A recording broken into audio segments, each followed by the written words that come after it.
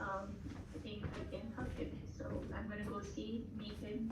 We're meeting in a coffee shop first to understand what his scenario is with taxes and everything else, because that's his biggest concern.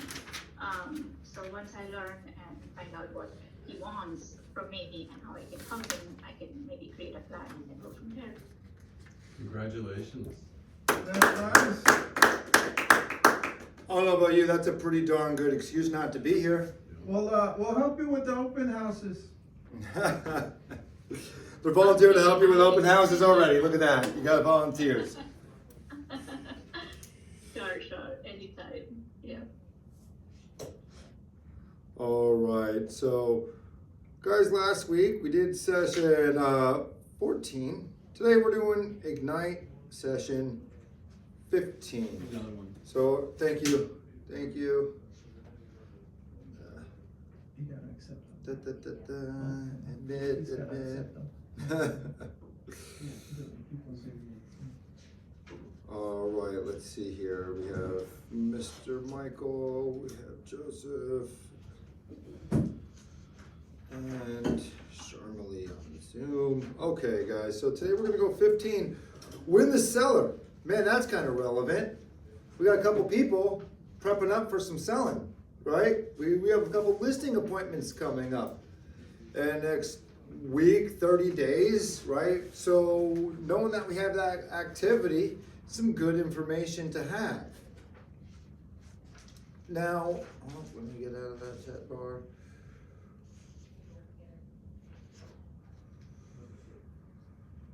Hold on 1 second, guys. Okay.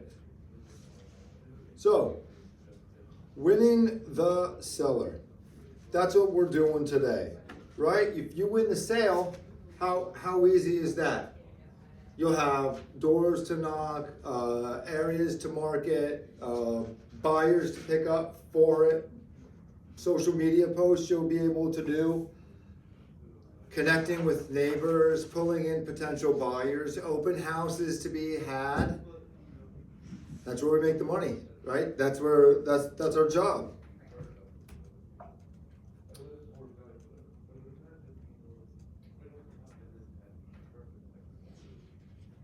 All right, so with that being said, we're going to go over a little bit of the previous lessons. We're going to tie today's lessons to what we previously learned. All right, we're going to practice some role model activities for a little bit if we have some time. We're going to go, if you have your laptops with you, we're going to go over where we get some of this information. We're going to find it together.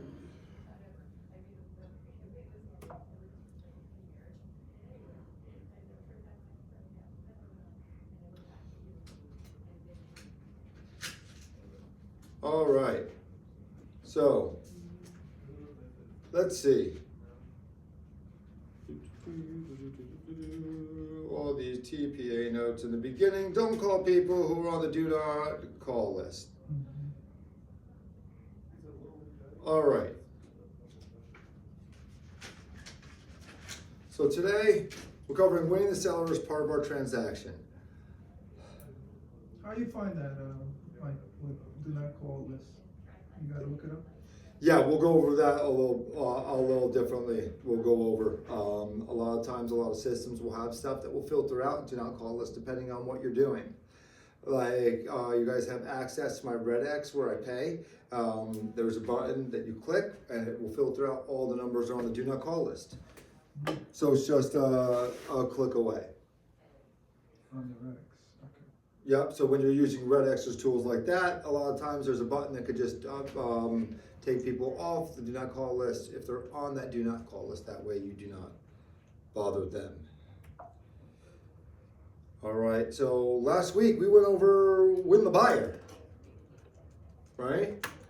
Talking about the buyers. Now we're going over winning those sellers. So identify a qualified A and follow up with an appointment. Apply approaches to request appointment from an A seller. Apply the pre-listing criteria to build the seller's confidence. Because the seller is not going to sell with you unless they're confident because they're iffy, or if you didn't explain the process right, or they're hesitant about what to do, how long it's going to take, the steps involved, any sort of easement, they might not tell you. You know how they ultimately tell you? By not listing with you, right? So the whole goal is to make sure we cover everything, all of their needs, all of their concerns, any issues that they just ask them, what are you looking for?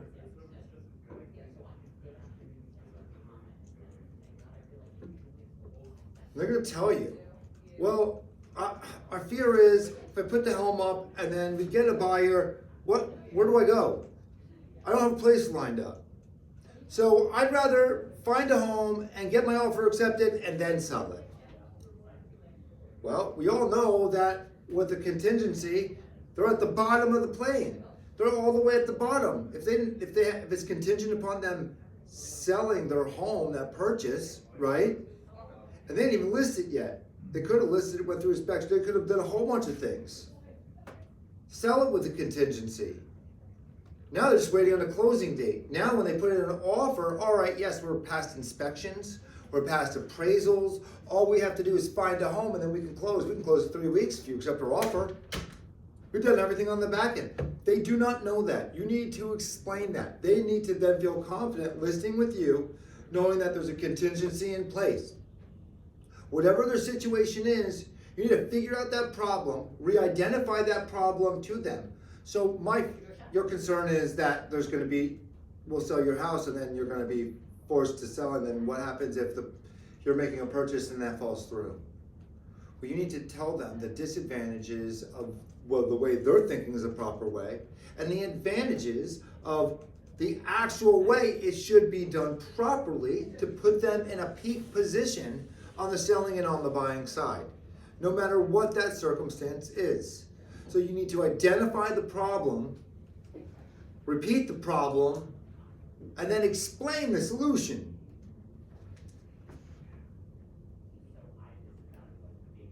By doing so, that's going to demonstrate your expertise handling buyers' objections to win business, right? And the seller's objections to win business.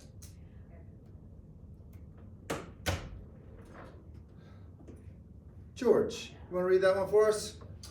While leads are vital to your sales business, sales listings are critical to your ability to build it to its highest level with the lowest cost and highest net. Okay, reading is one thing. Now tell me, what does that mean to you? Well, now I'll read it. While leads are vital to your sales business, sellers listings are crucial / critical to your ability to build it to its highest level with the lowest cost and the highest net. What is that in like layman's terms? If you're going to explain that to like a third grader, what does that quote mean?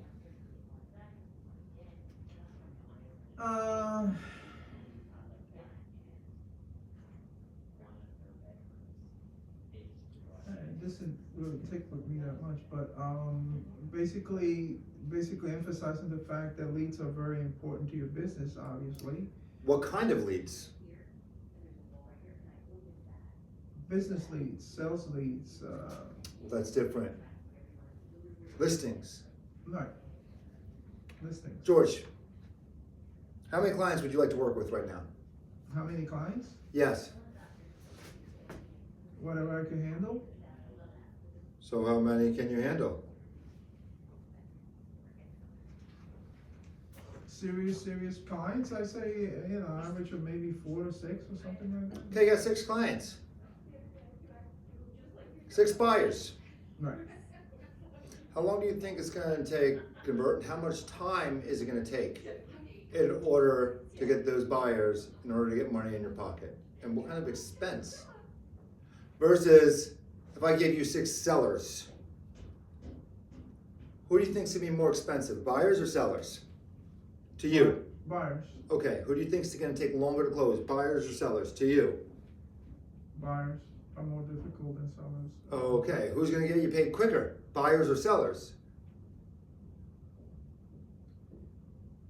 Usually sellers. Okay, yeah. now on top of that, who can get you more referral business and more continuing business, spin-off business from the initial sale? Most times, buyers or sellers? Sellers. Okay, so if you're trying to get business, you're trying to put more money in your pocket quicker, trying to expand your business, trying to get it to its highest net, to its highest level with the lowest cost, time of investment, 80-20 Pareto principle, get a listing. A listing will get you buyers and sellers. A listing will get you other advertising around that neighborhood, before it, afterwards, Before. home sold, a lot more social media stuff. Okay, what are you gonna advertise with the buyer when you're out there? Oh, all right, yes, under contract, just got an offer accepted, then we closed, yes. But there's probably about 5 more points with the seller to advertise, to do social media. Hey, coming soon. Hey, just listed. Hey, open house. Hey, photography. Hey guys, got something coming up, doing photography over in Roxbury. If you're buying a home near me, make sure you give me a call. Got something coming up on the market, right? It's probably like 10 to 1. That doesn't cost you anything to do social media, to advertise, to pump. You have those, now you can advertise it to other agents that you know, homes that you've seen before. Every home that you visited for a CMA or went around with a buyer for, you should have them, save them in your command. They should be listed as a real estate agent, and every time you get a listing, you're gonna send it to them, just listed. Open house, hey, you have a buyer, I got a property, right? We're gonna cooperate with other agents. We wanna find a buyer as soon as possible. For me, that doesn't matter if another agent brings it, if I bring it, my job is to get that home sold. And the more I can advertise it, the better for my client. And the more I can advertise myself, the better for me. And if I can advertise myself a lot more with the seller, why are we not doing that? Are you gonna do an open house? No, how many people can you meet at open house? Maybe 2, 3, 4, maybe 10, maybe 20. Yeah, I've had 40, 50 people come through an open house. It's so ridiculous, it's hard to even catch up. It's hard to call all those people. You literally have to split it up into days. 2 open houses at like 40, 50 people a day, 100 people are trying to contact with. I probably built relationships with like 2 people, followed up with about 10% of what I actually should have, the way I actually should have. Everybody probably got 1 call and that was it. I'd rather have you have those problems. Oh, I have too many people visiting my open house. I have too many offers to come in. I have too many people to follow up with. Then I don't have anybody to follow up with. Right? Less time, less gas altogether. I'm not saying don't work with buyers. Absolutely work with buyers. But I'm going to take sellers over buyers every single day of the week because buyers won't get me more sellers. Sellers will get me more buyers. Now, after you've been in for a while, if you've done a couple, those buyers are going to eventually need to sell. So they'll turn into something if you follow up properly. But to win a buyer, do you remember the stats from last week? What it was at? How many people used their previous agent? It's like 10, 13%. It was under 13% or below. Use a previous agent. You know why? Because they don't follow up properly. So if you're not going to follow up properly, there's only a 10% chance that they're going to reuse you again. But seller, okay, now they did something, now you're gonna pump away. You can talk about the price of the home that you sold, how many dollars over asking price, whatever it was. Does that, now George, explain that to me like a 3rd grader. Real quick, now what does that quote mean to you? Now what does that quote mean to you? Cost and time, really, if you look at it. Okay. So what opportunity are you going to attack first if you have that opportunity? Where are you going to spend your time, money, and effort for lead generating? For buyers or for sellers? Well, in this case, sellers. Yeah. And if you pick up a buyer at it, great, we're going to work with them also. But if I'm going to target one that could get me 5, or target 5 that will get me 1, I'm going to target the one that's going to get me 5 every time, because my business is going to keep expanding. The only thing, Mike, is like sometimes you might have a buyer who is, like you said, has a house, wants to downsize. But really, they're a seller first, right? True. So a seller gets you a what I'm buyer. saying, it could come in as a buyer and you could convert it as Yeah. a seller and buyer. Yes, but the Right. chances of you doing an open house, meeting somebody who needs to buy and then sell also are a lot higher than you working with just a buyer and then through circumstances meet somebody that needs to sell or buy also. Correct? But remember, it's a relationship, right? Understood, it is a relationship, but what is when you're working with a buyer, they need to purchase, all right? And if that buyer does not need to sell, okay, you're gonna get one transaction out of that. But if you have the opportunity to sell and they need to buy also, that seller as a buyer is 2 opportunities. You can possibly pick up, if you market properly, if you advertise properly, you can pick up other buyers from that, which is great, then work with them. All I'm saying is you're gonna have more opportunities to get more leads if you're working with a seller than if you are working with a buyer. You're gonna get a bunch of buyers also and work with them. But I'm gonna target a seller to get 5 buyers and 1 buyer, because 1 buyer is not gonna get me 5 sellers. See what I'm saying on the inverse? I'm not saying don't. Buyers are great. I want to get more buyers. But if I can target a seller, then I get a couple people from that open house, and then a couple people, maybe I get my own purchase. Maybe a neighbor sees my open house sign, sees that I sold it. Those neighbors talk to the neighbors on the street. I get a phone call. Hey, I saw what you did at this house. We're thinking about selling. Can you come over and have a conversation with us? Yes. The chances of that happening are a lot higher with a seller because your sign's there on the yard. People are passing by, the neighbors are seeing it, the people who know them are talking about it, opposed to a buyer who you don't have a sign in the yard. Well, who they might be talking to their neighbors, but how do their neighbors even know that they're looking? If they're not listing it yet, if they're listing it, then they're really a seller, and you're getting leads because they're selling, not because they're buying, right? That's where that comes in. All right. Let's talk about moving those A buyers, right? Immediately in the first 13 days, right? Then we had 14 to 60 days and then 61 plus. That was our A, our B, and our C bracket for our buyers. So let's talk about our A qualified sellers, because we're going to be doing the same thing for those sellers. You want to, anybody who's not ready in the next, I want to say 30 days to make a move, or even 60 days, you want to continually stay in contact with them. Do a home report, right? Something that you need to be in front of them consistently until they're ready, because if they don't, they're going to have a conversation with somebody, they're going to pick up somebody's business card like mine at the local bagel store, and then that's going to turn into a seller who's going to get you a buyer, who's going to turn into this neighbor, and because I was the selling, now the neighbor wants to sell their home and asks to speak to me too. So it just turns into opportunity, opportunity, opportunity. So if you can slowly, smart plans, mailers, text messages, tasks to call them from time to time, and have a plan set up to stay in contact with them, and not spend a whole bunch of effort and time, I could spend half an hour and I could probably make about 15 phone calls, just have a 2-3 minute conversation, catch up, hey, how are you? I know you weren't looking for another 6 months, just to want to see how everything was going. I know that your daughters do the volleyball competition and you guys were out in Vegas. How did it go? I know you guys were doing the softball competition down in Florida. How did it go? Did you guys win? Blah, blah, blah. They care about that stuff. Open the command up, take the notes, that's the stuff. It's half an hour once a month that is going to build that relationship. Okay? The other ones, we're digging in, that's where we're spending 80% of our time. Of the 10 to 20% of our people in our portfolio who are ready to make a move because they're ready, willing, and able right now.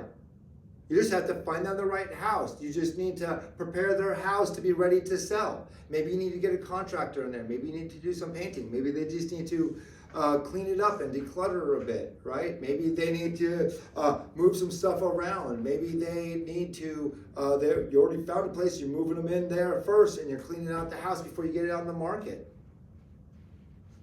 You just want to get everything prepped for the pictures, right? Those are the people that you're going to spend most of your time with, once a week. All right, how's it going? I know you said in about a week. I don't want to rush. I just want to, before I call the photographer, let's see if you needed a little more time, see if you needed help moving anything. I could help out. No, we were doing this. I think we're a little ahead of schedule. So if you want to call for next week, that's great. So those are the people that you're kind of working with immediately, right? The A qualified seller is one who's able, ready, willing to do business for the next 14 days. This means they're financially able to complete the transaction, ready and motivated, right? Without motivation, like if they're dragging their feet, like they might, I've had people drag they want to sell, we go to sell the home, they have a little bit of hesitation, I can sense it, we list it, we get the offer accepted, they change their mind, and then guess what? I lost a couple hundred, if not $1,000 between marketing, photography, videography, and postcards and mailers and all that kind of stuff, and Google ads and Facebook ads. But you know what?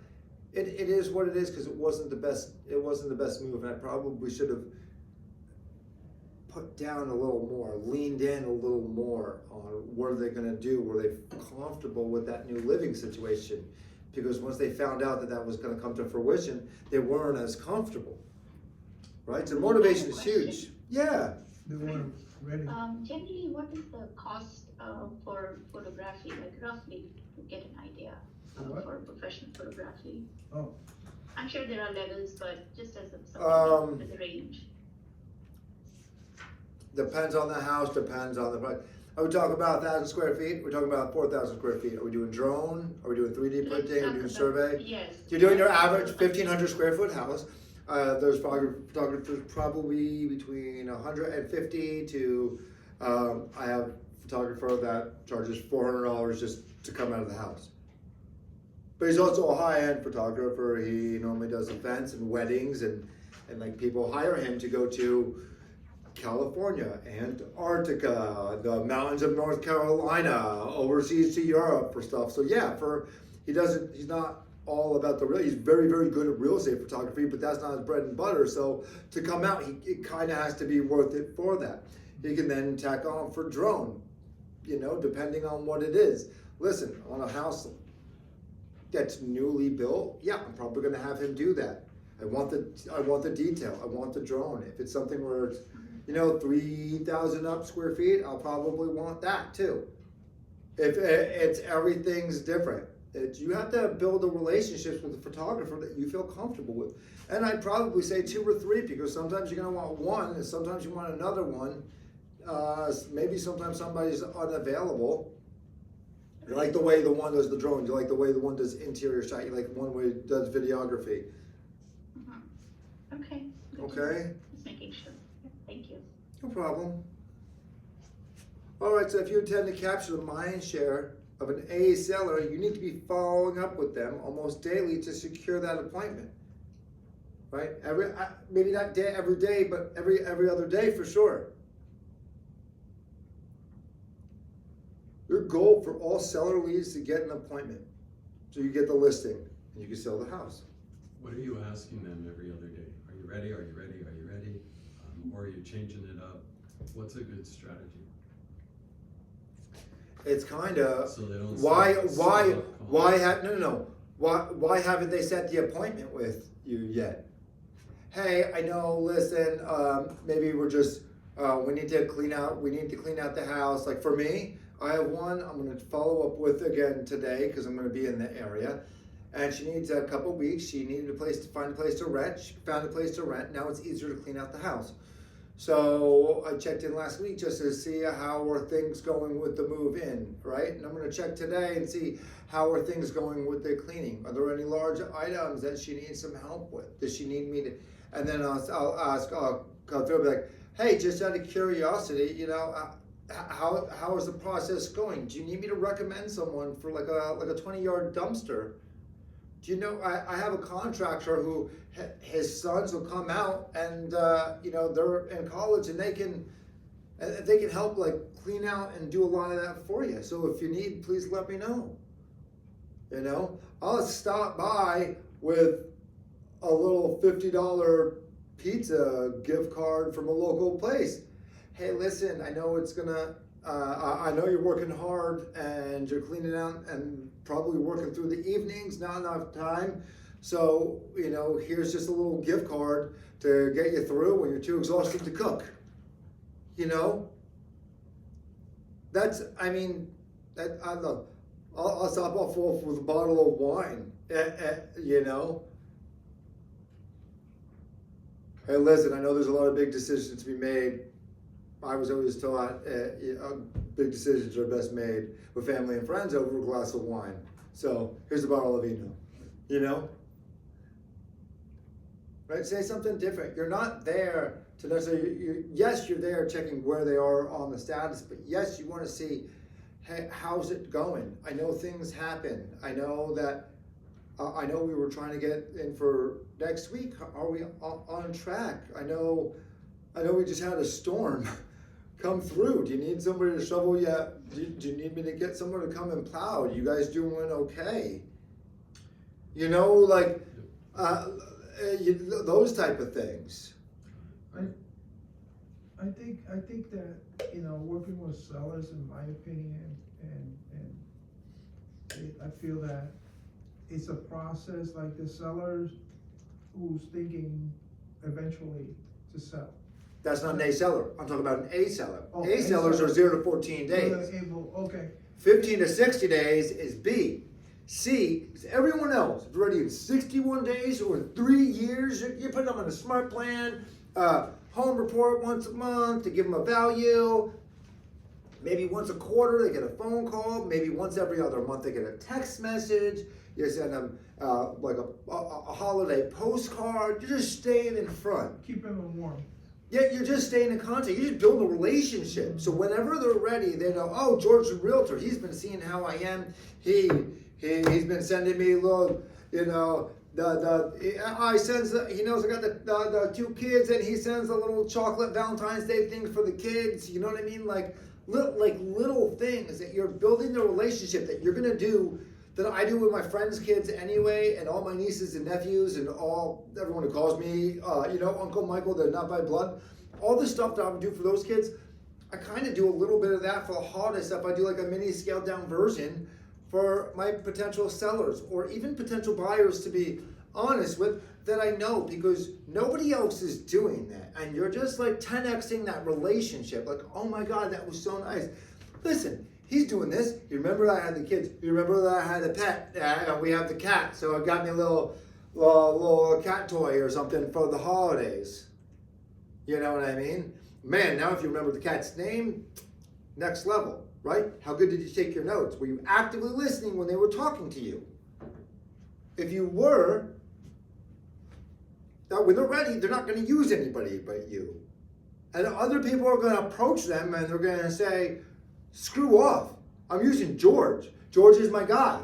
I think that long-term relationship is huge. Yes, but you're not making money now for the long term. So if you have a system that you set up in place and you can follow and you can put in tasks and reminders into your database, look up, oh, I have to call so-and-so today. It's been a month now. Oh, it's been, I got to send out a postcard. Oh, or let me do an email reminder. And then some of those smart plans are just naturally going. You don't have to worry about, oh, do I call them in a month? Your thing's going to set alert. I went on command in the morning. What are my tasks to do for today? Okay, I'm good. All right? Now, what are you going to do? You're going to spend 80% of your effort on the 20% of the people who are ready right now, because that's where you're going to make your money. That's where you're going to get your paychecks. In the next 60 to 90 days, for the ready people who are ready from now in the next 14 days to put their house on the market. And then as soon as you get that house on the market, what do? You find more sellers to put more houses on the market. Because congratulations, you got hired that day. But the next day, you're unemployed. You're unemployed every day in this business until somebody decides to hire you. All you need to do is to get hired 19 times out of the year, and you'll make 6 figures. You're a 6-figure agent. You're netting 6 figures, right? But that's going on one appointment a week. Going on one appointment a week will get you about 19 transactions a year, right? Which is a 6-figure agent. So now imagine if you go 2. I didn't say get every appointment, so just go on every appointment. And I keep harping on that because it's not a very difficult thing to do. If you could go on one appointment a week, that's with newer agent stats, but realistically, by about 6 months in, you're not really doing those same ratios, right? If you're at about a 55-60% close ratio, maybe you're at a 60-65% close ratio on appointments because you're coming across better, because you have more information, it's smoother, you've done it 5, 10, 15, 20 times, right? Then by the end of the year, you're at an 80-85% close ratio. Right, so then it's not really 19 transactions, it's 25-30 transactions, right? You're closing a lot more for the same amount of appointments you're going on. Then you say, oh my gosh, I just gotta get more appointments. You go on more appointments, you're gonna be closing it higher and higher. Because your experience level, then your past clients that you have, then all the Google reviews that you have. And then you say, hey, listen, you have any questions? I have all these reviews. You pick any one of these clients, they all gave me permission. You can give them a call, speak to them about my services, what they've done for them, so get their home sold in the past. How nice would that be? You don't have to pitch yourself. Hey, listen, here, if you want, I'll give you any one of my past clients. And you pick a house, I'll give you a number. They'll give me permission to call. I just ask the same thing of you, that if you're okay, and I've done everything that you expect, you would allow me to, if the kind be, somebody feels comfortable, they want to reach out. Yeah, you know what, I don't have a problem with that. I'm telling you, I've never once had somebody say no. Normally they're glad to sing your praises. Send everybody my way, tell everybody my way. Nobody ever really calls. That's the other thing. Very rarely will somebody ever make the call. So, goal, get in that appointment, get in that house, get the appointment, get the paper signed. So, all of our clients are amazing and we're grateful to them for choosing us. Therefore, we need to give them our best work and effort. All right, we prepare. Spellers are special because they're bringing us a listing. Buyer, okay, you got a golden egg and you're gonna close. And that golden egg turns into cash into your bank account, right? But the seller is the goose that keeps giving you that golden egg. Get you other buyers, get you other sellers, more marketing opportunities. More potential for people to see you on Google or Zillow or see your sign or come to and meet you at an open house for more golden eggs to come in. All right? So we've discussed this before, but the basis of great real estate agent businesses are leads, listings, and leverage. The amount of leads you get, the amount of listings you get from that, and that will build more leverage. We love listings because they're just not a commission, and the ability to control the ability to build a relationship for repeat referral business. They bring us, I said it, the marketing opportunity, right? And real estate will give us more control over our time. Now, I'm primarily a listing agent. I work with buyers as well. But what is me as a listing agent? Have you noticed that I have not been doing open houses? The open houses that I give the opportunity for the people in the class. Now, whether I sit that open house or I don't sit that open house, once that house sells, what happens? I got paid. I didn't even need to be there during the open house. So you do that, you get the listings, you now have the leverage to buy your weekends back. Obviously, you're gonna wanna work them as much as you can at first, but once you get to that point where you're doing, getting a listing every other week, you're pumping it out there, well, how can you do 2, 3, 4 listings? That's why I was at 1. 2 other open houses were being taken care of by 2 other agents from each one.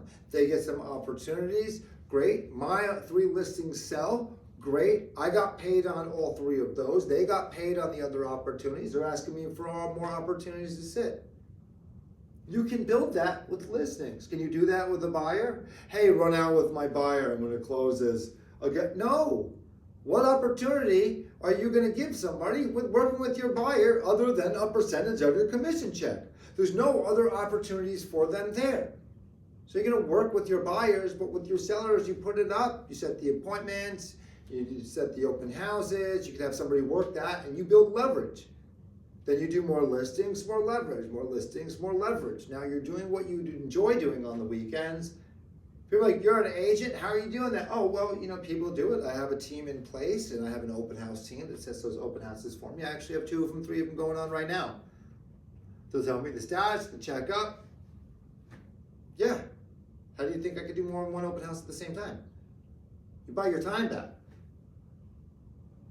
Now let me ask you a question. If you're out there, not working with your buyers on the weekend, you got 3 open houses going, other open houses, how many hours are in a day for you? 24. No. Try again, higher.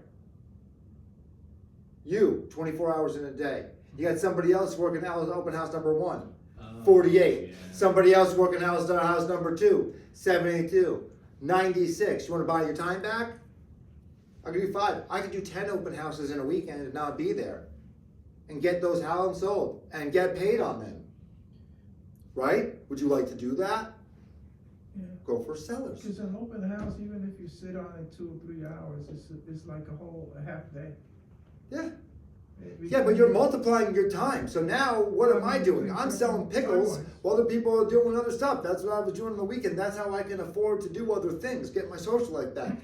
Go skiing in the winter, do vacations, because you can have that home listed. Other agents show it. Other agents do the open house when you get to that point. So they bring us the best marketing opportunity. So let's cover the virtues of selling listings from the Millionaire Real Estate Agent.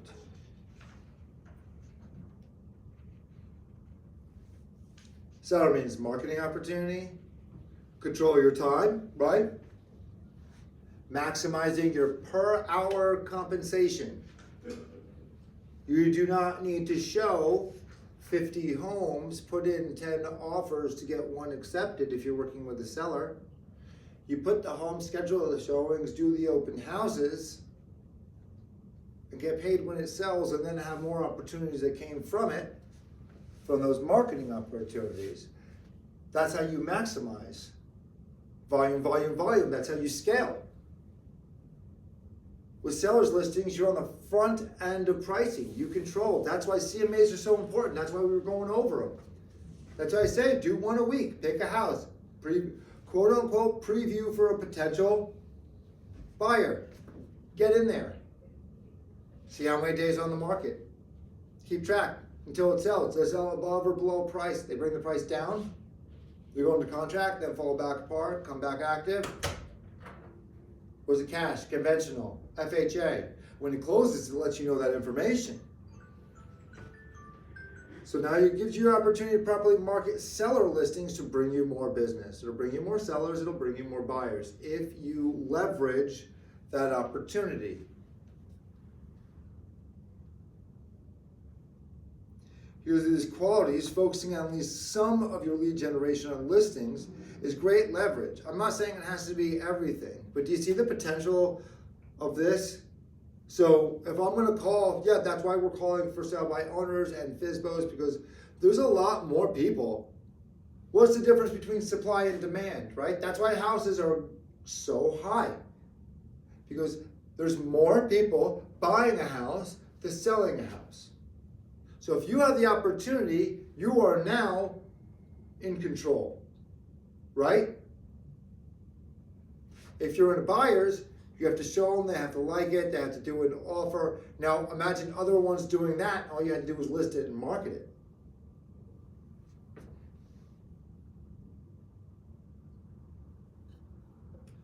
So the 7 seller service cycle. Mike, you want to read the first 3? Marketing opportunities, more control of your time, maximum. No, up here. 7-step circle. Oh, sorry, the first 3. Leads, conversions, pre-listings, and listing consultations. Don? Servicing and marketing, offers and negotiations. Next one. 6. Contracts to close, post-close systems. Beautiful. So far at Ignite, we prepare ourselves to show leads the value that you bring, right? That was like the first 5-6 sessions, showing your value, being able to do that elevator pitch. What are you going to do as an agent? Why the heck are they going to hire you? Why are you hireable? Why can't they just go in on Google, click, see, make an offer? What are you going to do? What value do you add? That was the first 5 weeks. All right? You've lead generated. All right? We've reached out to people, found people to reach out to. Then we started doing the follow-up with those people, right? Following up with those leads. And you're qualifying them to say, hey, are they ready in the next couple weeks, in the next couple months? Because guess what? Majority of the people that you work with are not ready. The average is 2% out of every 100 people are going to be ready now.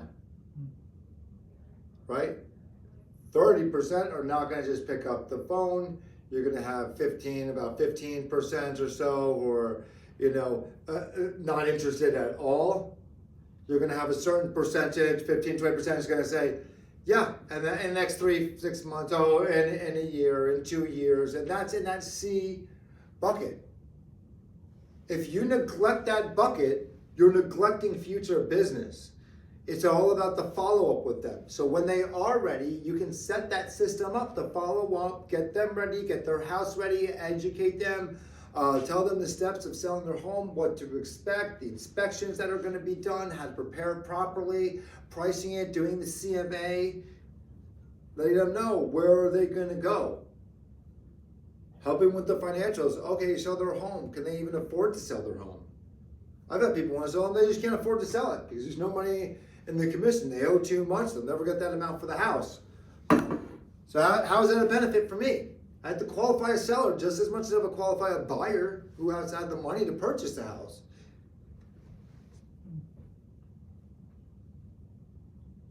People with little equity.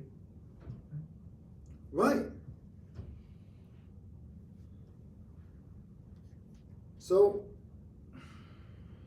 any aha moments? The reason we share them because they're powerful and meaningful insights that come from a reflection on the experiences we're having. Is there anything that was kind of like a little light bulb moment? Making sure your clients are comfortable. That's a really big one that you explained from the listing that fell apart because they didn't feel like they had to be mentally prepared as much as they had to be financially prepared for that transaction. Mm-hmm. Doing a transaction it's mental, it's financial, it's emotional. Stressful. All right, it is stressful. Now, depending on whether you're working on an investor, a lot of investors are not really emotional, so the numbers match. Yeah.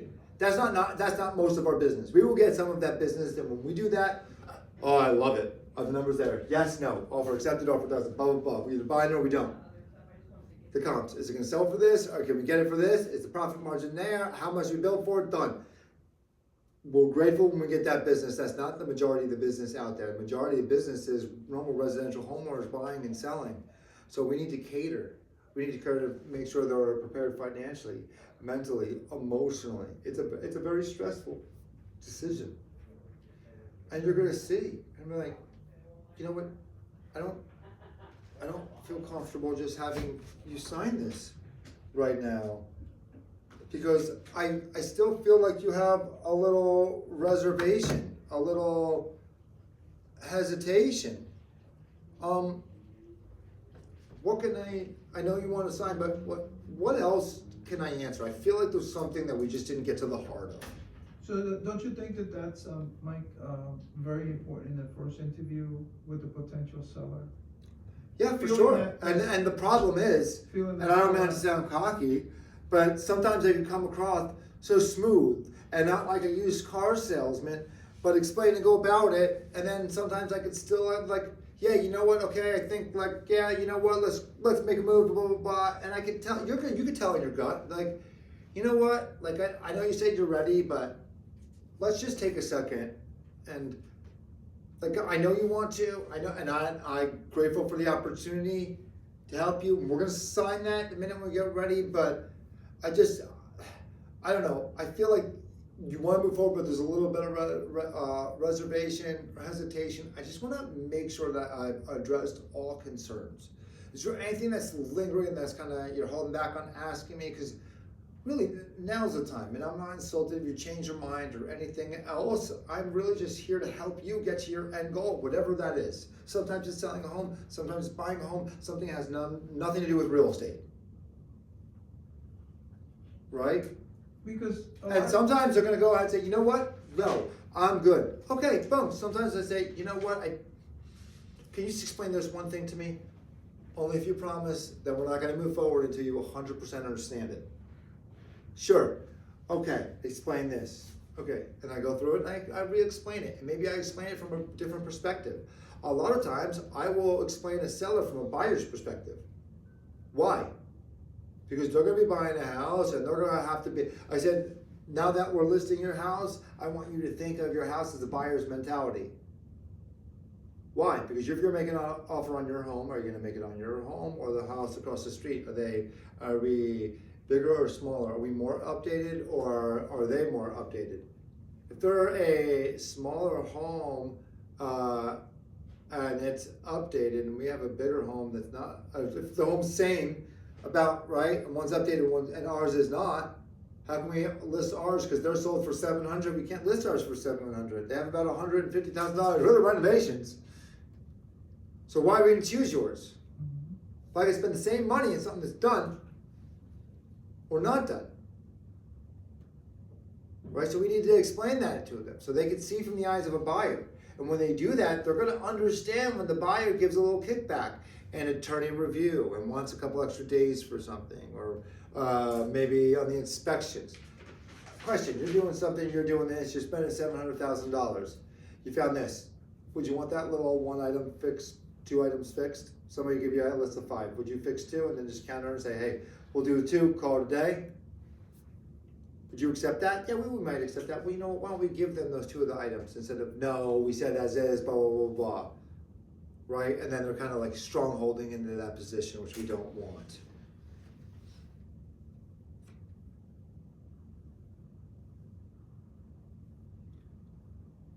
All right. How are we going to convert? How are we going to convert those sellers into the listing appointments?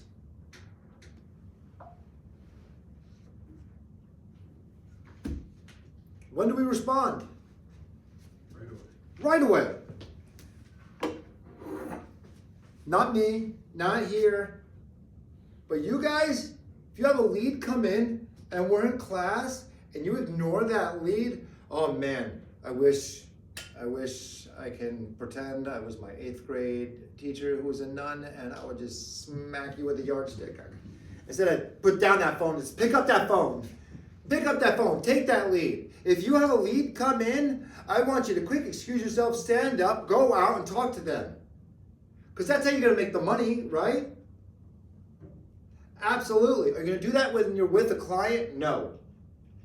When you're in class? Yes. When you're with a client? No. Only I will ignore leads because I pay you guys the respect of being here. Sometimes I get a text that's like, hey, let me back into Zoom, so I'm just looking to see if I notice that someone's in there. But no, I'm not picking up calls. I got a bunch of missed calls. And that's fine, because here is my priority. So now imagine you are their priority. They are your priority. All right? Give valid and complete information. They give you abc123@aol.com. That's not really their email. And Mickey Mouse isn't a real name either, is it? No. Oh, I've had that, Daffy Duck. So if you don't have accurate information, how do you follow up with them?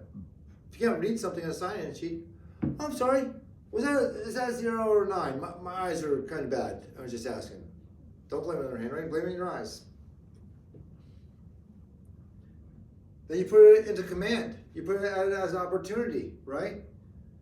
A, B, or C. Depends on the follow-up. Determine the motivation. So you can speak to it. Estate sale. They have a home, they're moving out of state. What's the motivation? What's their pain point? Talk to it. They have kids at the end of the school year. How are you gonna plan that out? Okay, well, do you wanna be, when you say out by the end of the school year, do you mean have the home listed by the school year, or by the end of the school year, close on the home so you could be in a new one? Or do you mean be in a new one by the end of the summer, which is also at the end of the school year? Nail down, get details, find the motivation. Man, you moved here in this town, this is a great house. Why would you ever want to move? Well, it's too big, too small, be by the grandkids, whatever it is. So that way, not in a bad way, but you can talk to it in a good way. Well, we found this house, and listen, we're about $5,000 off on accepted offer price. Everything else is $50,000 more that you liked. Are we gonna let $5,000 hold us up from being our next door grandkids? Because I don't see anything else coming up in this price range. Now, you're not pushing them, but sometimes they lose sight of what that $5,000 is because there's nothing else affordable. So really, you're not pushing them into a purchase or selling the home for that $5,000 less, right? No, you're helping them realize that they're not gonna be able to move into town because everything else is $50,000 more. So you need to find that motivation and talk to it when they come into pain points later on in the transaction. So set an appointment, time, date for as soon as possible to talk to them. You want to talk to them in person. Oh my God, so you're looking to make a move in about 6 months? Hey, I'd love to come over, let you know, you can kind of give me a tour of the house and let you know what it's worth in today's market and kind of what I would do. So by the time you're ready to make a move, you've positioned your home so it looks best for all potential buyers. And you can also kind of track whether the value is going up or down or sideways from month to month, because you might want to hold on a couple months and sell it a month or two quicker. Or if home prices are going up at 5, 10K every month, maybe instead of listing it in April, we might want to hold off till June, right? But then again, we got to know about the demand. So it's just things that you can talk to later. It's not necessarily to get the paperwork signed that day. But man, once you get in front of them, you got a tour of the house, you have more things to talk about, to follow up with later. To say, hey, I might have something coming up in this area. If anybody has a potential buyer, they can say, hey, listen, I don't mean to rush you. I just want to let you know, I do know people who are looking in the heart of Succossona for homes under $700,000. We're going to list at $599, hoping to get into that $650. I know they're getting outbid right now, so if you were ever interested in me bringing people by, I could maybe sign it as an exclusive while we're getting ready. We can test the price point. Right? Oh, you have people, yeah, I'd love to bring someone to the house. Get her a pre-listing packet.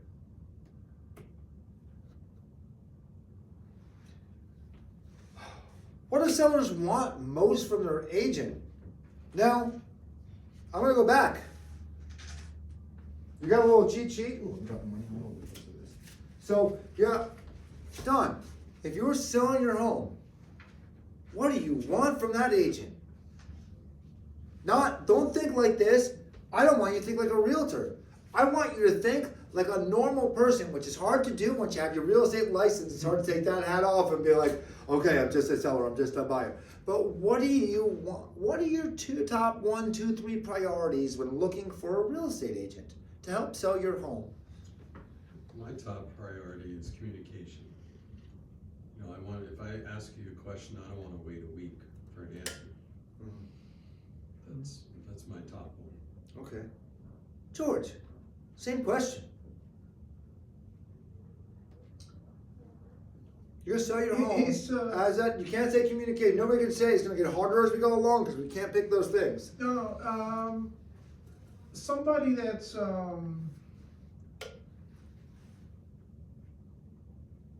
is gonna be a real estate agent is gonna be sympathetic to your needs and your wants. Sympathetic, empathetic. Cater to what you need. Yes, because a lot of times, I think a lot of times realtors, they tend to put themselves first. And we're, It's not our job.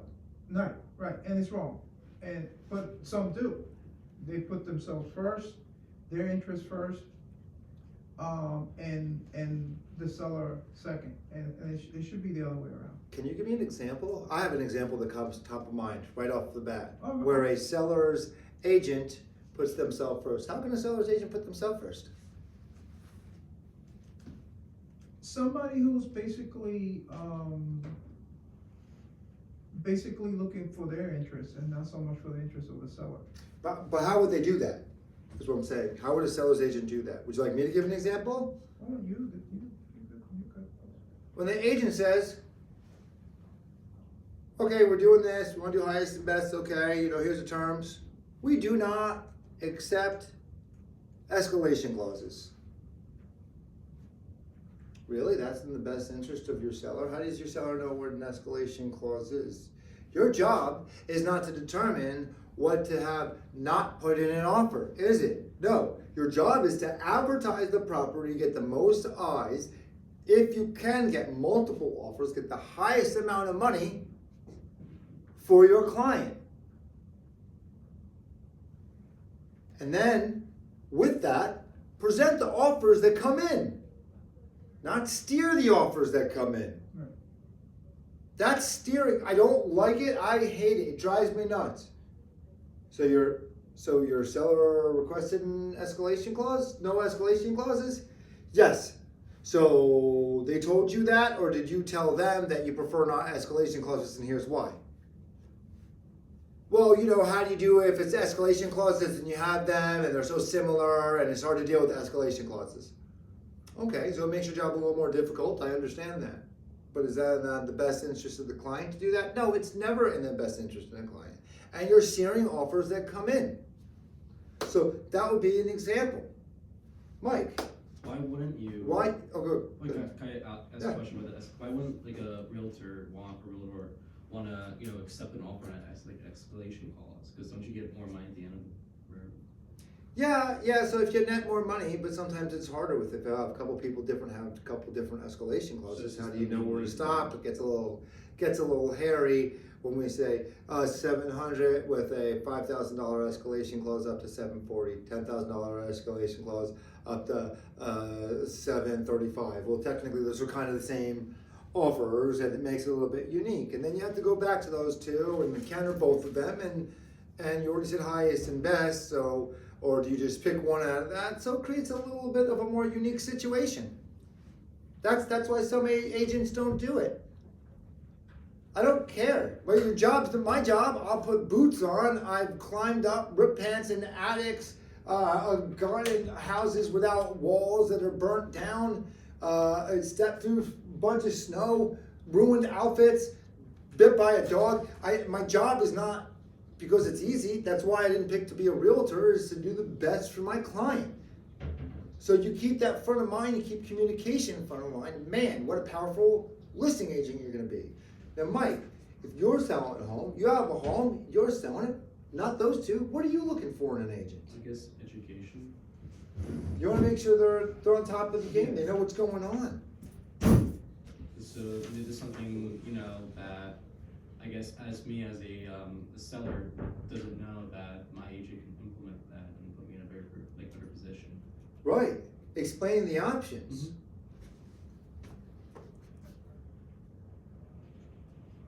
See who we got. All right. Joe, you're listing your home. You're no longer a real estate agent. You are selling your home. What are you looking for in an agent that you hire, other than education, communication, and sympathy for your needs? What's the number one thing that you're going to look for in an agent to sell your home? So transparency goes under communication, right? Transparency. Yeah, so that's similar. Transparent. But you know when things are going good and bad, and then that's relaying them to you as well, right? Similar. What else? Since that's so close. Anything come to mind? No. Okay, Sharmali, what about you? Anything come to mind? You're selling your home. What do you want from an agent? I would say trust. Trust, yeah. I want to be able to trust them. They can communicate. They can tell me that it's going on. But if I don't believe them, what good is that information? Congratulations, you're telling me stuff every day, but I don't believe the words that are coming out of your mouth. So what good is that? Right? What about proactiveness? Knowing that you're not an agent who's going to react to situations, you're going to be proactive and make situations happen. All right? So now that we know some of these, let's start to think when we're with a seller on a seller's appointment. How can we show them without just saying, I'm really good at communicating. You can trust me. Right? So how are you going to do that? You know, if we do proceed with the sale of your home, I just want to let you know that the way I work is we will be in frequent communication, but you're going to get a minimum of a weekly update to know what's gone on that week, as well as updates for all major milestones that's going on with the transaction of your home. Whether that's something as simple as, okay, photography completed, video has been uploaded and edited, listing went live, marketing started for your open house, mailers went out, door knocking campaign started, signs have been put out, whatever that is, we're gonna let you know so you always know where you're at in the process of the sale of your home. Right, so think of how you can relay all of those things that are important to you when you're hiring an agent. Because guess what? They're all top 5. Those are the ones that are important to the people who are going to hire us. Right? To have a seller think like a buyer, but you have to think like a seller when you're with a seller.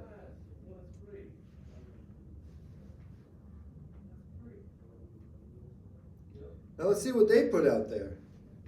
Price the home competitively. That's pretty important. My agent has the home overpriced by $150,000 and never sells, and then by the time they get it down to normal price, it still doesn't sell. So now I gotta drop it to below market value to get an offer. Somebody thinks it's wrong with it. Well, the only thing was wrong was the price. Maybe the marketing worked, but marketing with the wrong price, what did we say? It doesn't work. The right price with the wrong marketing doesn't work because nobody knows about it. Help sell market home to potential buyers. So price it right and market it right. Bam. Right? That is 48% of it right there. Help sell home within a specific time frame. You'd be surprised how many people want to sell their home but they're not quite ready and they need to be out by the end of the year, the end of the school year.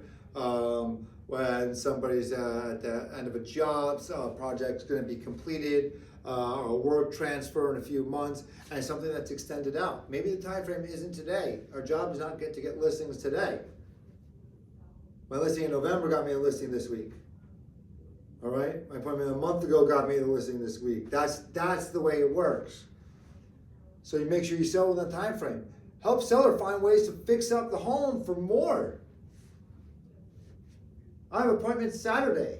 They wanted to come in last Saturday. I said, absolutely not. It's from an agent in our office on one of my listings. It's an exclusive listing right now. And for another couple weeks until we get the photographer in there in the first week of April. Unless it sells. I told them, we need a gallon of dry lock on that wall. We want the floor fixed over here. We need 2 pieces of sheetrock over here. How do we do that? I can have someone come in within a week. I had someone come, took the picture, sent it to my contractor, he gave me the quote, said yes, boom, came over Monday, second step Tuesday, finished up today on Wednesday, everything will be done and dry by the time they come up. So it looks like in the best light. Why? Because the sheetrock was missing. Yeah, it was in the basement. It just looks a lot better. So the home is going to sell for more. A little bit more, right? So knowing what's going to add to the value of the house. hey, if I do this, am I going to get more money? If I do this, am I going to get more money? I was thinking about doing this for the last 5 years when I bought the house, but I didn't do it. Well, I'm thinking about doing it now. So you're going to do something to not live in? You're going to upgrade that bathroom now? Okay, so how much is it going to spend you? An extra 8 to 10K? You're going to get that extra 8 to 10K? No. You maybe get an extra 5K for that upgraded bathroom, but somebody's going to want to upgrade it in all their own finishes. So really, you're going to be under by $3,000 to $5,000 realistically. So knowing what's going to add value. One of the things that will always add value is paint.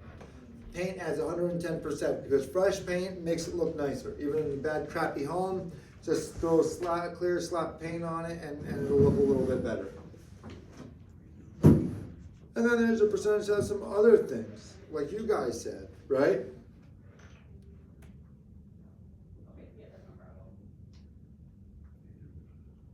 What are some ways you can build confidence and trust with your sellers, right? As you talk to the seller to get the appointment, remember these conversations are laying the foundation for your working relationship. First goal is to build confidence and trust. Your focus during this process is not to sell. It's to provide value, find out their needs, meet the real estate needs, and secure the appointment. They need to talk to experience what it's like to work with an agent who asks questions. That sounds familiar. Ask more questions and ask better questions, right? Ask more questions, ask better questions. You can find out what they need. You can find out what they want. Sometimes what they want is not what they need. I want to sell my house, but they can't sell their house. They don't need to sell their house. They need to do something else. Because selling their house is what they want to do, but they're not in a position that they can. Maybe you need to get them to that position. They want to do it now, they can't do it now. You selling it now is not the right thing. That's a delicate balance to show them what you know without sounding arrogant and cocky, right? While you're not overtaking the conversation. The number one thing that we do when we're talking to people, we ask them a question. What we do is we're listening to what they say, or we think we're listening to what they say. Because most times when you're talking to somebody while they're speaking, you already know what you're going to say to them. You're already thinking, oh, when they stop, I'm going to say this. No. How can you can only do one thing properly 100%. And if you're listening to what they're saying, you cannot know what you're going to say next. So I hope you don't get offended, but shut the heck up. Turn your brain off from thinking about what you're saying and turn your brain into a sponge to absorb what they're saying. After that, I promise you, you can take a couple seconds to digest. That's interesting. So from what I understand is you want to sell the home, but the fear is that the market's starting to turn a little bit, right? And you might not get the amount of money that you need to proceed for the home for the new purchase. Is that correct? Okay. So you can take a second to digest. They're going to appreciate that. Because if they start talking and say, oh, okay, so here's what we can do for you, blah, blah, blah. You didn't readdress, you didn't take a second. You didn't absorb. You didn't fully listen to what they had to say, right? And then how can you fully process that and then speak to that? Readdress the problem and then say how you're going to address that solution. And showing them that you care.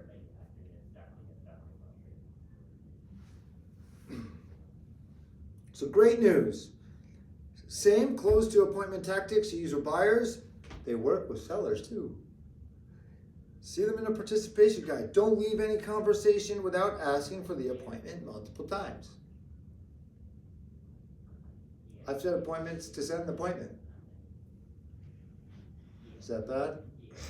How about this? I know we're not necessarily ready to meet right now. It's probably, you said probably about a month. Why don't we do this? How about, it's Friday today, how about where I just do a weekly check-in with you Friday, see where you're on the steps, because okay, life happens and might get delayed.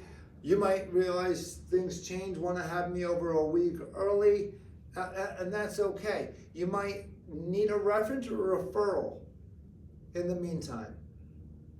So we'll just keep a quick little phone call for a check-in until we're ready to do something in person. Right? Set an appointment, set an appointment. If you don't set an appointment, by the time you're into the phone, that was your end goal. It doesn't have to be an appointment to get in the house, because if they're not ready, we can't ram our way through there. Right? We can try a softer one. Hey, listen, I know you said it's probably gonna be about 4 or 5 months, but wouldn't you like to maximize that time to make sure that your home is shown in the best light? A lot of what I do is way before we sign any paperwork to come and list your home. What I do is I could come over as early as this week, and we're not listing or signing anything because honestly, it's way too soon. You've not met me in person. I don't know if you don't know if I'm the right fit for you, and I don't know if you're the right fit for me. Ooh, flip it around. Now you have to qualify them as a seller. Like you're qualifying them, you don't take on everybody you meet. That's the kind of inclination. What I'm gonna do is I'll go over and I'll let you know the things that you should and shouldn't do, because you probably have a couple ideas on how to prepare your home, right? Some projects you were maybe gonna try and get done.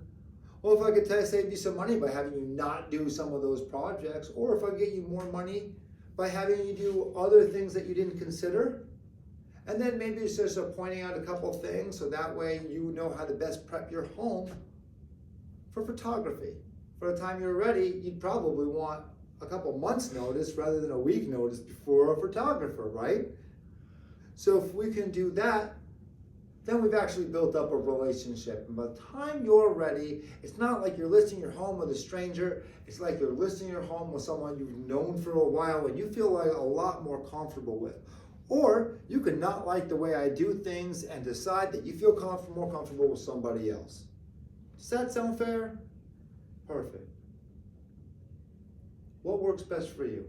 Would you prefer something like have evenings on a weekday or kind of a little more free on the weekend? So that's a softer. So you always try and set that. You know what, we're still not ready. I think that's a little too much. Perfect, how about this? Then maybe what I'll do is, maybe just like every other week, I'll do a little check-in, see how you're doing, fine. All right? Then you set the appointment. Then you know, for 2 weeks to call. Then maybe you drop off a little gift.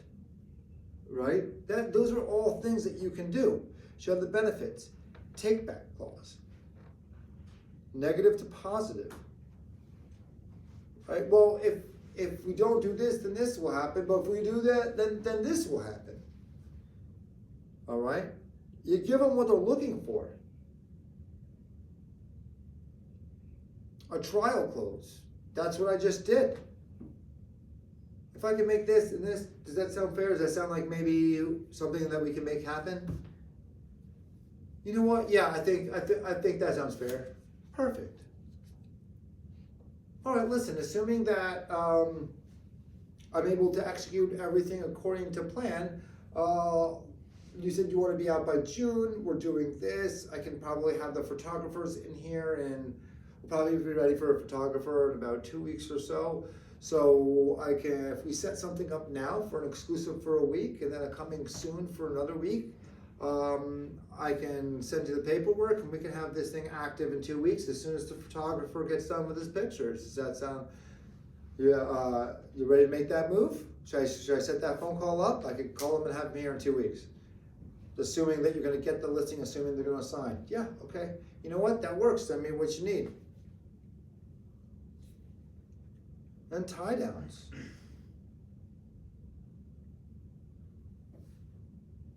Questions versus objections. Not everything is objection. A lot of people just have questions for us, right? So when the question's asked, answer it. And if objection comes up, what do? We address it. So my concern, from what I'm understanding, your biggest fear is, what if what if you don't have a place to live? What if you get your home sold and you don't have a place to buy? You don't find a home that you get an accepted offer? Is that my understanding what your biggest fear is? Right? So you address it, and then you address how you're going to solve that solution. Well, there's two words that help that: contingency clause. We can get an accepted offer. They can do the inspection. They can do the appraisal. They can be all set and do everything but close. But if we don't find a house there, you are not obligated. 6 months, a year down the line. Now, they might not stay. They might drop off over time because they eventually have to find somebody else. Did it cost you anything? No. But if you make an offer on a property, you're in the strongest position now. So that's how I can ensure that you'll never be homeless, by something called the contingency clause. And what happens if we make an offer and your offer gets accepted, and then, oh no, the buyer decides not to buy your home, something happens, God forbid. You have a contingency clause on your purchase, so you no longer have to purchase that home. Does that sound like something that interests you? That's standard. With everyone in your position, that is standard. That's like a CYA, like a cover your butt type of thing. CYB, right? So that way, you're ensured you don't have to buy and you don't have to sell. God forbid anything happen. So they say, why are you suggesting such a low price range? Provide the answer. If they would consider listing significantly higher, you could say, no, I wouldn't. The market metrics do not suggest listing your home at that price. That's $50,000 higher than everything else is sold. Your home needs $50,000 worth of renovation, and you want to list it higher than a house with 500 square feet more that was built 10 years ago. Can you justify me why you would buy your house instead of that house if you had that money? I won't take all listings. I walked out. It's worth 400, they want 700. So you're like, what do you think is pasta? We're just gonna throw it against the wall and see what sticks? I'm not gonna do that. Listen, my job is to sell your home. And if I'm gonna take your listing, we have the opportunity to work together, I'm gonna sell your home. And I have a plan and a formula and a strategy to get that done. It's not just to get it done at any number, because the price range is not a dart that I'm gonna throw and hope that I get the target. There's a scientific formula and a method to use that. And if you agree and we come to terms, then I'll go ahead and list your house. But I'm not going to put my time, money, and effort into it if it's something that's just not going to sell. And walk away. And that's where the knowing your market comes in. Yeah. Are we doing our CMAs? Are we potentially viewing properties for a buyer once a week? Are we going on the MLS, gaining those skills to search, days on market, absorption rates? If no, why not? You want education? How do you get an educated agent? How are they going to get an educated agent if you don't educate yourself?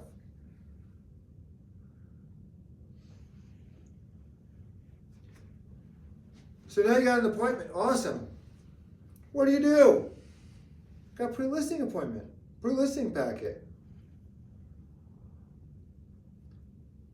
So what's the point of that pre-listing packet, right? Keep in mind the E to P, personal perspective.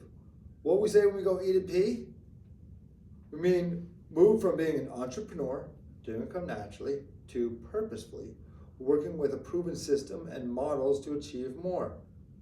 Much about what we talked about in Ignite is about learning those models and systems to create business that is as large and as profitable as you desire. If you truly engage in the models and the systems and work them so that they're going to work for you, you'll likely find that they don't hit that ceiling anymore anytime soon, because you're using the models at the highest level. Everything from the pre-listing packet to the consultation checklist, the listing presentation has been created for you, be based on success of innumerable agents. And they're all available in command under designs. So we're going to go over the pre-listing packet and how the listing presentation differ and the benefits of both. A great listing packet does three main things. It pre-sells. The materials are designed to build the seller's confidence in you and answer their questions before you give your presentation. It saves time because a strong listing packet listing presentation packet will make the consultation a lot smoother and a lot shorter. You'll go from an hour and a half, 2 hour presentation to like a half an hour presentation because you've already tackled a lot of those common objections. It states your value, right? That pre-listing packet tells the seller what you bring to the table and their transaction. Remember, sellers have specific goals that they intend to achieve. It's a crucial step in discovering their goals and how you're going to help them achieve those goals. You all have specific things you're looking for. They have specific things they are looking for. Sometimes it's the same as what you were looking for when you're quote unquote selling your house in that example. Sometimes it's different. But that exercise gave you a little bit of that mentality of what they are looking for. So it should give you that introspection. Be a little more introspective. Sorry, that's the word I was going for.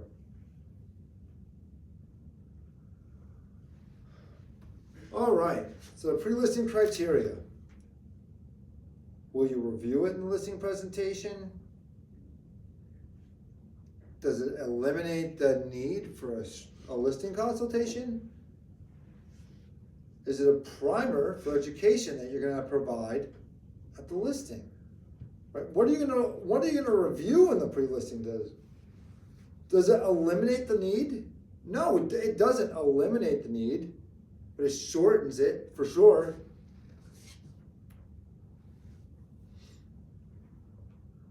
What's in it? Cover page, contact information, promise to the seller overview process, general pricing information. It's going to come with that value proposition. The broker office personal metrics. So if you don't have personal metrics, don't use personal metrics, use office metrics. You're part of the office, right? So why are you not using their metrics? Where do we get those? Slate's gonna bother me, it's getting a little flaky. We get those monthly. We in the monthly meetings, and we can talk to Michael.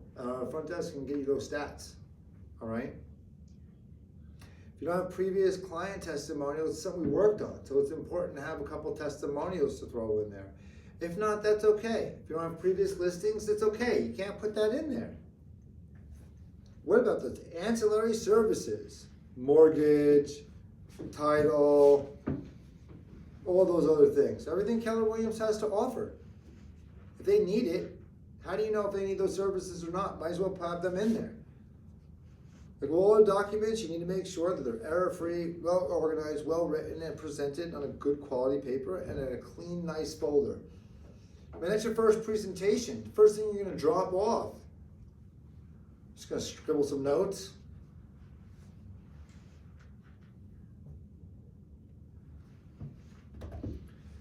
All right.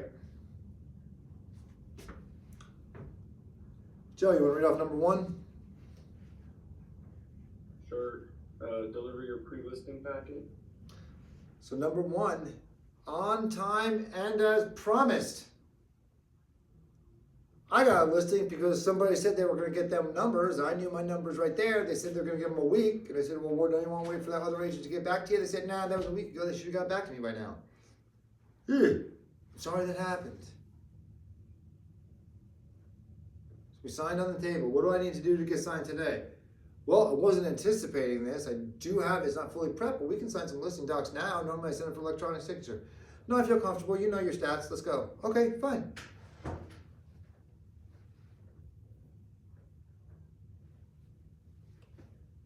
Madonna, number two. Confirm appointment date, time, and location. Okay. Follow up the confirmation appointment. Ask any questions that you may have missed on the initial call, right?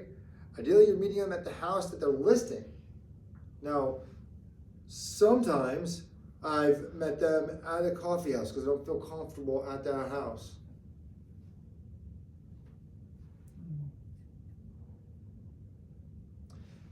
Be safe. It probably goes a little more for the females. Like if you don't feel comfortable, if you're not sure, somebody you don't know, meeting in a new location, at a very minimum, tell somebody. Have a check-in system. Hey, listen, if I don't text you by this, please, or whatever. Have somebody come with you. I know female agents that have their spouse come with them. Right? George, number 3. Ensure all decision makers are 10. I've lost the listing because I crushed it, they were ready, but the husband wasn't there. They said, hey, you know what? It was like a Monday, like, why don't we come back on like a Thursday? My husband will be available, okay. I called on Wednesday to make sure I could come on Thursday. I said, oh, I'm so sorry. We ended up going with a different agent. We both signed the other day. Wow. Oh, well, guess what? I would have confirmed that the husband was there. I probably never would have went over because guess what? How good are you at your listing presentation right now? How good are you at your listing presentation right now? Good? Not good? Does it need some practice? And you're a professional realtor. Now, do you think you could do the same listing presentation twice, the same person back to back, and it would go just as good? No, probably not. I bet money you couldn't. I bet money you couldn't. I bet you money you wouldn't come across the same. I bet you'd have different inflections. You didn't have different pauses. The conversations would lead in a different direction because of what the person's going to say. So why do you think that one decision maker, one seller is going to be able to do your presentation as good as you can and sell it to that other person, that spouse, to whoever it is? They can't and they never will be. So they say, well, I'm the one who makes the decisions. That's great. I understand the policy. Unfortunately, you know what? I'm going to need to get their signature anyway, because if I just get your signature, it's not even legally a listing. So if I'm going to get both people's signatures, I want to give them both the respect of telling them the process. Whether only one person needs to say yes or not, because we're both needing to get signatures. And if you say you want to make a move, I couldn't even get that listing. We couldn't even do anything because that other person isn't there. So unfortunately, if you love everything and say, Mike, list my house right now today, I couldn't even do that. I couldn't even give you what you wanted. And guess what? Some people might go with somebody else.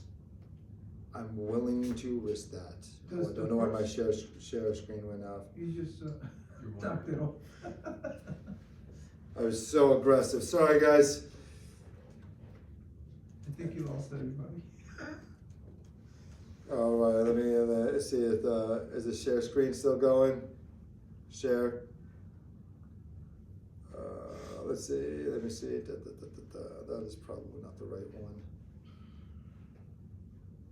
Desktop 2. Share. There we go. Okay. So you can't. They never will be able to. So guess what? Make sure they're there. You might lose some appointments. In my eyes, I was going to lose it anyway.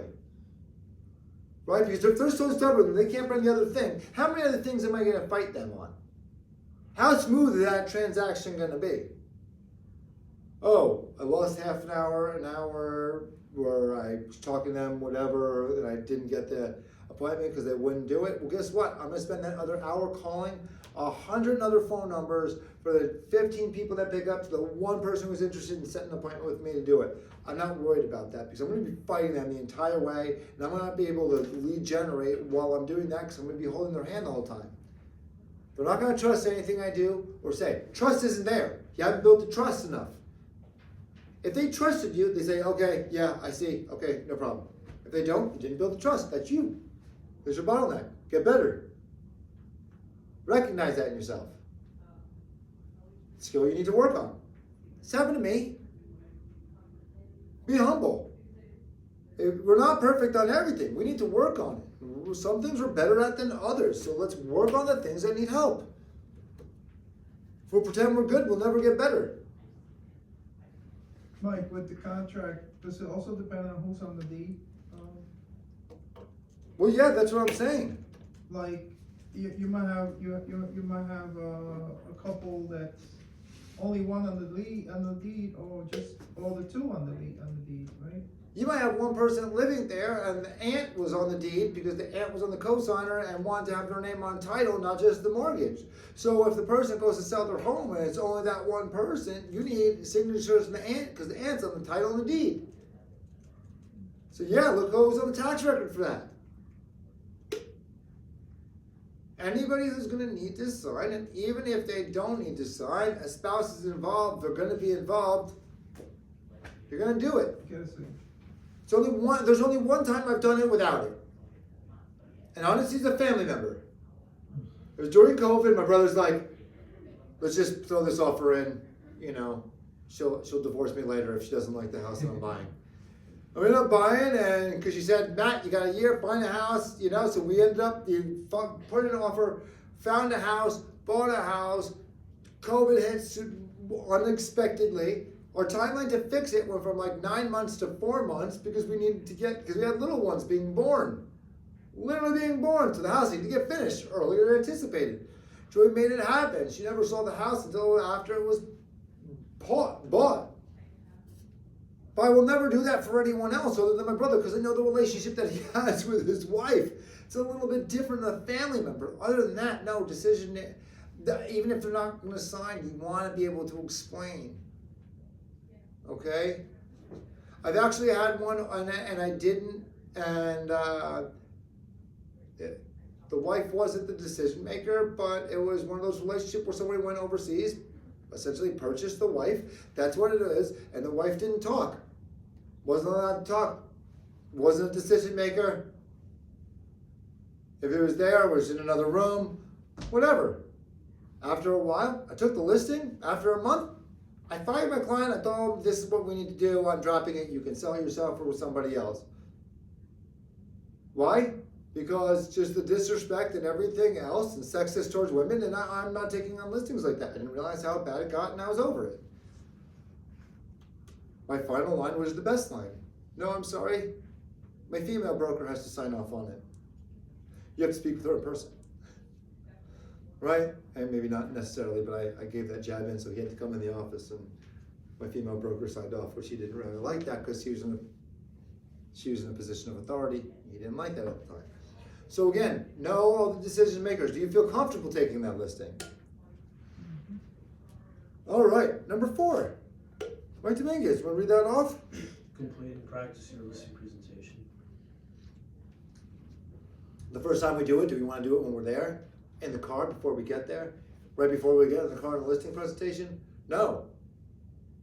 I want to be able to do it upside down with my eyes closed. Inside out. Be able to go forward, backward, sideways. Right? The better you know it, not just know it, know why. Why does it say some things? How can you dig on some things? I know we're going to wrap it up in a little bit, guys. We're going a little over on this. But this is just so important that I can't, right? So prepare. Know your CMAs. Number 5. Don, you want to read that one? Review the lead sheet. Review your lead sheet before going consulting so the seller's profile and the goal are clear in your mind. What information they need to buy? Are they going to move in-state, out-of-state, upsizing, downsizing, move by the grandkids? What's important to them? Joe, you want to read number 6? Arrive to the listing presentation in a professional manner. Yes. Not in jean shorts. You're not wearing jorts to an appointment, are we? No. Suit up, gentlemen. Right? No flip-flops. No flippy floppies. Oh, would you hire you? Now, if you would you hire you versus somebody else who's dressed up, who looks the part? You know, fake it till you make it, dress the part. You gotta start acting like a millionaire now if you want to become a millionaire. You don't become a millionaire and then start acting like it and all, it just comes to you. All right? You get rewarded with what we do now. So start acting like it now. Start thinking of a millionaire. Well, how would a millionaire dress? Would a millionaire hire me? You might go on a $1 million listing appointment. You will go on a $1 million listing appointment. If you start acting like it, acting like you deserve it, like you earn it. Have you earned it? Have you put in the work? Do you have that knowledge? Do you have that skill? Have you been making those phone calls? Have you built enough? So be there on time, dressed appropriately with the quality of materials and the cleanliness of your vehicle. That's one I'm guilty of, is the inside of my vehicle. Looks like I'm homeless driving around in a Mercedes. Like dry cleaning in it for the last 3 days, jars of pickle juice and stuff, and like, but guess what? I always tell landlords, listen, you can never really judge exactly on a tenant, but you can always look in their car. How's the car? It's probably gonna keep their place, right? So inside is a reflection of you. How do you keep that car? How do you maintain your vehicle? Is it cleaned? Is it detailed? Is it mud chalked up on the tires, or did you spend the $10 to drive it through a little powder? Well, $5, spray it off with a hose real quick before you come. Right? Little things. They're gonna notice. You're gonna notice. All right, it's a listing appointment. I'm gonna speed through this part. Great impression. Build the seller's confidence in you as a realtor of choice. Right? You wanna share your price recommendation. The initial price for the property and your reason behind it. Hey, listen, I think we should list at $699. Why? Because these homes sold. Why? Because these are the active listings that somebody's going to choose. This is what they have to choose from, right? Set expectations. How are you going to market their home? I'm going to price it, put it on the market, pray it sells. Are we going to do a 3P? That's what we used to call agents, 3P agents. I call them lagents, lazy agents. Put the dimensions, fatten up the description, right? How are we going to advertise to the office, to other agents?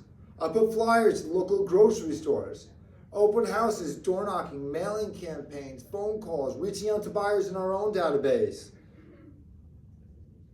If you don't have a system, what do you want someone to do for you? How do you want someone to sell your house? If you don't have a license, how do you want them to sell your house? Write down all those things you would want them to do for you and say, okay, how can I do this for somebody else? Because this is what they're going to want. And if you don't know how to do it, you better figure it out or come to me and say, Mike, how do I make this happen? Because you shouldn't figure it out by the time you get an appointment. You should figure it out now. You should know what you're going to do, figure it out. So now when we're on an appointment, okay, now you need to brush up. Now you just add in a couple of details, all right? How the listing presentation meets the seller's needs and wants. All right, this is the design. Does everybody know where design is? I'm going to stop it right here. We can go into the next section. Does everyone know where the design section is? In command. In command? I think so. Okay, so I'm going to show you real quick on mine. Dubs. Okay, let's see. I'll back of there right there.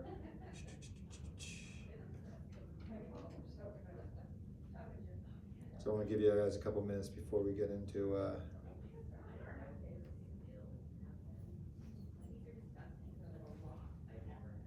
couple minutes before we have a group at 3 o'clock. Okay, so here's our home screen, right? I'm going to open this up right over here. Designs. On the left-hand side, looks like a little artist paintbrush, which scares me because I could screw up a stick figure. I was not an art student. What is this? A listing presentation template, right? Building it. This is where you're going to find it. Okay, right over here in designs. You can import a design. You can create a design. That would be a whole other class. Here's what I want you to do. I want you to be proactive. I want you to start and come up with your own pre-listing presentation. Play around here. If you can't find one thing, don't call me and say, Mike, I clicked, I couldn't find it. What are you going to do? What would you do? How would you find your way around that? Right? Start thinking outside of the box. All right? Piece something together. It doesn't have to be perfect. I want to see what you come up with on your own.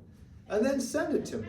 If everybody wants to do that, today's Wednesday. Let's see if we can get that done by the end of the weekend, right? So if we can get that done by Sunday, a little assignment we can do. And work on that. All right, so everybody write that down. See if by the end of the weekend you can get me a pre-listing, your listing presentation, all right?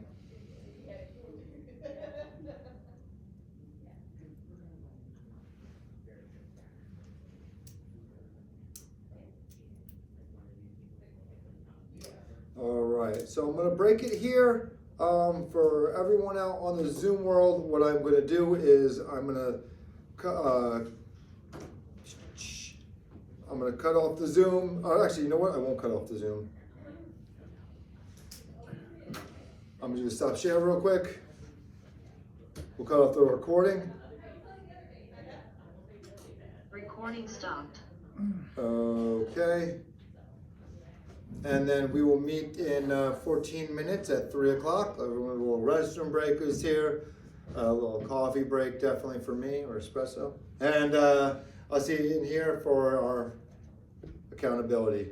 All right? Thank you very much. Joe will be back in 13 minutes, okay? Sounds good.